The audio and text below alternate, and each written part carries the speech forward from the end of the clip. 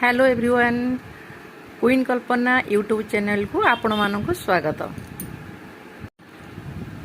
मोर channel रे मु विभिन्न प्रकार वीडियो पकई था तो जेहेतु मोर पार्लर अच्छी तो ता भितर मो hair style facial face pack एमती विभिन्न प्रकार वीडियो ही पकई था तो जितेबाला मत एमती टाइम भी न होता मो किछिटा वीडियो माने कलेक्शन करिकी हेल्थ केयर ऊपर भी छाड़ी था तो आज चलतु जेहेतु खरा दिन है एबे हमरो स्किन रो केयर निहाती नेबा आवश्यक तो आज चलतु आमे किछि घरोई जिनस नहीं आमे आज गोटे फेस पैक तैयारी करबा तो एडा ऑल स्किन पे सूट रहबो किछि भी प्रॉब्लम हबनी गोटे पैक बनेबा।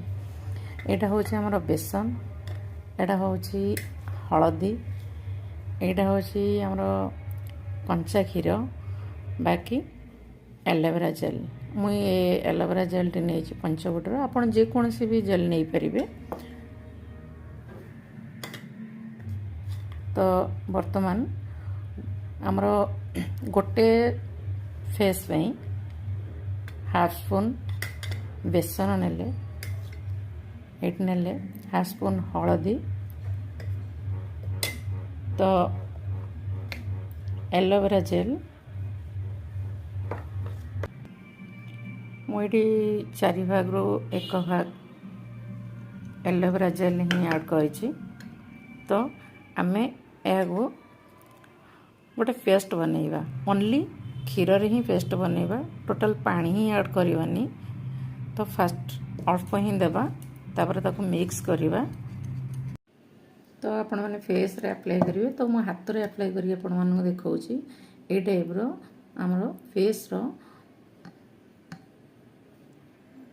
स्किन रे ए टाइप आम एमती ही अप्लाई कर दबा।